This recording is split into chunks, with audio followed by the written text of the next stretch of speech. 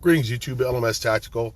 Yeah, this is a second attempt at a Friday rant. I actually did one, uploaded it for about 20 seconds, and somebody mentioned that you couldn't hear it.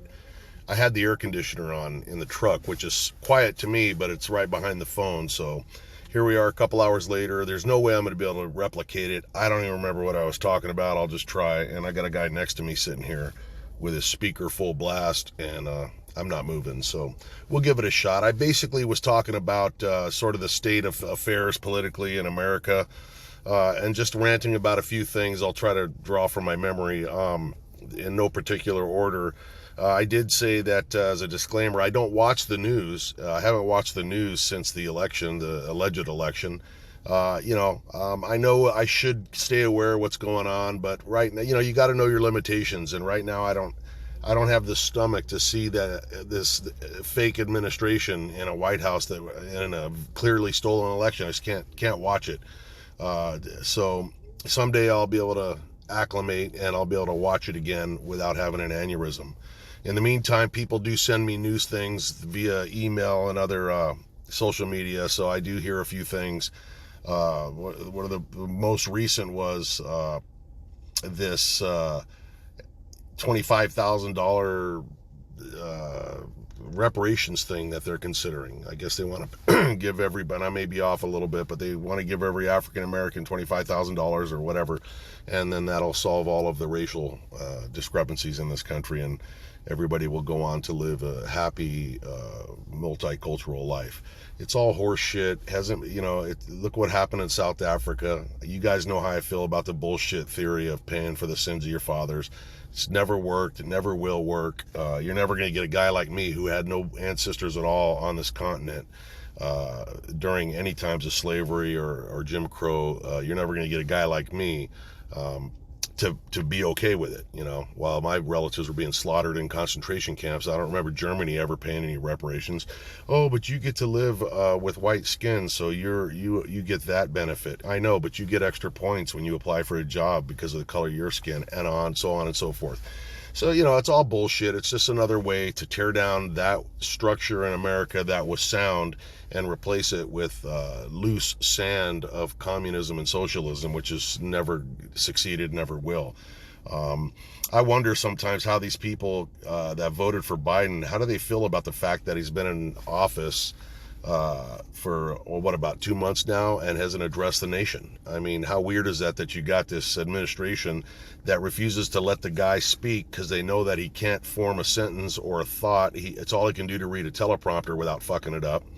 And, here he is. Of course, we're not supposed to know that they used him as a jackass to ride into the White House with, what's her name, on his back to get her or him or whatever the fuck it is into the position of president. Now, of course, we all knew that. But, here's this fake administration refusing to address the population. They're surrounded by a military in the nation's capital, which is reminiscent of Fidel Castro, the North Koreans, and now I hear that I saw that Congress is trying to pass something where they basically are looking at military veterans of the United States as a threat, a terrorist threat in the form of white supremacists and just extremists. Well, of course, because they know that all veterans in America swore to uphold the Constitution and protect it from enemies foreign and domestic, and domestic, and domestic. And that's the part that scares the shit out of them, because they know they're right. They know that we all did swear an oath without an expiration date. And they know that they are the domestic enemies. It's clear. They stole the fucking election, for one, and even before that, they were the enemy. So, what an insult to all veterans. You got all these soldiers that are stationed around the Capitol, and they don't know why they're there. I've got contacts there in the police department and shit. They don't know why those soldiers are there. It's costing a fortune, and the only reason they could possibly be there is to protect this fake puppet bullshit government communist government that's taken over the country, and they're probably terrified because they know what they've done, and either that or they've got some false flag thing planned.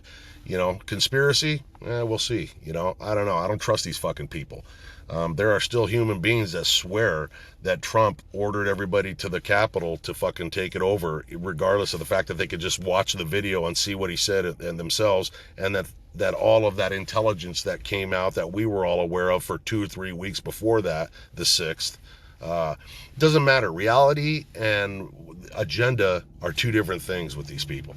So that's one thing. Another thing I had mentioned was this rapid uptick in this increased momentum in destroying our civilization and making anything that was controversial and anything that was good, making everything good bad and everything bad good. And when I say bad, they're, oh, you're a homophobic. Not at all. But it's so in your face. I don't know how anybody can watch TV in my country and not just get sick to their stomach. The younger generation, maybe they're so used to being spoon-fed their thoughts by the thought police and told how to feel and have somebody else do the heavy thinking for them. Maybe they don't notice it. But guys my age, we sure as hell notice it, that every commercial on TV, almost every one, is just packed with shit that they want us to think is edgy and woke. Oh, look, it's two black men kissing as one proposes to the other. Oh, he went to Jared's. Big fucking deal. Nobody thinks that's edgy. Nobody thinks that's like, wow, oh my God, they're so freaking, I can't believe it. Two gay men, and they're black. Oh my God.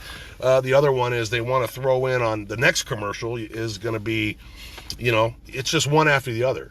You see a white father raising a black daughter with no mom in the picture, and we're supposed to be just blown the fuck away because that's so deep and so it's really pushing the boundaries of societal engineering. Shut the fuck up. Nobody's interested. It doesn't shock anybody. What about the one-legged Chinese humpback dwarfs that are fucking single parents? Nobody's representing them. And as I said in this last video I deleted was what a great world of social engineering. Half the people don't realize that in Hollywood now, in order to get work, the rules of the Screen Actors Guild are such that when you submit a script, it's got to include everybody that so that you don't hurt anyone's feelings. You got to have transvestites, you got to have gay people, you got to have this. Doesn't matter if it fits the plot or not. They'll throw in two guys kissing in the background so that they can check that box. This is not about concern for any particular group of people. This is about engineering one mode of thinking out and this chaotic anything goes mode in. I find it offensive because I can think for myself and I'll decide what I like and what I don't like, and I don't need anything shoved down my throat. And if they really meant what they were doing, they would literally include everybody. One-legged Chinese humpback dwarfs. There's got to be more than 2 of them in the country. Why are they not represented? And what's my obsession with Chinese humpback dwarfs? I have no idea, but I always thought it was funny. No offense if you're a Chinese humpback dwarf. But, it's just in your face. I had talked about the last video, we talked about the how they're changing all the sports names now into shit that doesn't offend the Native Americans. We had the Washington Redskins and all these different sports teams that had Indian names. All the Army's helicopters were named after Indians, the Kiowa, the Apache, the Chinook. And now we're supposed to believe because some freaking thick horn-rimmed glasses wearing fucking soy eating white person wants to feel like they contributed to this bullshit mess of humanity they're the ones pushing it. The American Indians weren't offended by and large. Most people don't realize that when they came up with the logo for the Washington Redskins, that there was a group of Native Americans who actually drew the picture and created that whole thing. Now, I haven't verified that 100%, but that's my understanding.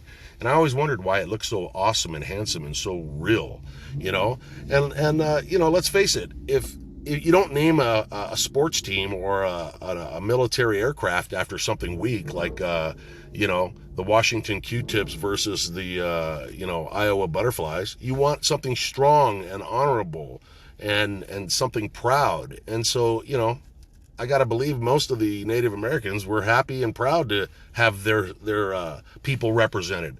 I mean, everything else is shoved in our face. Black lives matter. This matter. What about yellow lives? They don't matter. What about red lives? They don't matter. You know. I mean, I don't know, man. What do you guys think about that shit? You know. And speaking of sports, I accidentally turned on the news and saw. I turned on the TV and it was on a news station just in time to be highly disappointed and reminded why I don't watch the news. The NFL announced one of the teams that they're doing away with the cheerleading squad. And of course, they were interviewing cheerleaders who were like, holy shit, this is what we do. And they're doing away with this whole thing because I guess it's sexist. And now they're going to have some kind of a fucking squad of people that dance around that's going to include fucking, RuPaul fucking drag queens and trans whatever the fuck, LBTSQZs are going to be doing their fucking singing, and there'll be fucking lumberjack men, and there'll be furries, and they're going to just try to include everything because we can't acknowledge that fucking men are attracted to beautiful women. That would be wrong. We just can't ignore. We got to hide that reality. You guys fucking hide it. I'm not hiding it. Ooh, look at that chick. Nice ass. Yeah, that's me, man. And that's the way God made me. That's the way I'll always be. I wouldn't do it in front of my wife or I'd get a chopstick through the fucking forehead. But you can't fucking change reality. You can just pretend like it's changed. And I got to get ready for my appointment. I might make another video because this day, March 5th in 1984, was the day that I began, the first day in the Los Angeles Police Academy. And man, what the memories that have been flooding through my head today.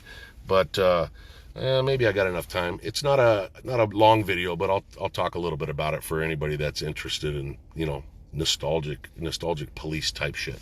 But in the meantime, I hope everybody's doing good. South Africans, I love you. I'm thinking about you, praying for you. I know you guys are up against it. And Americans, man, and Canadians and everywhere else that this cancer of communism has creeped in, stand tall and don't give up until the fat lady sings. Am I allowed to say fat? Am I allowed to say lady? I don't give a fuck. You can't say anything anymore. Everybody's offended, and that offends me. LMS Tactical, stay safe. I'm out.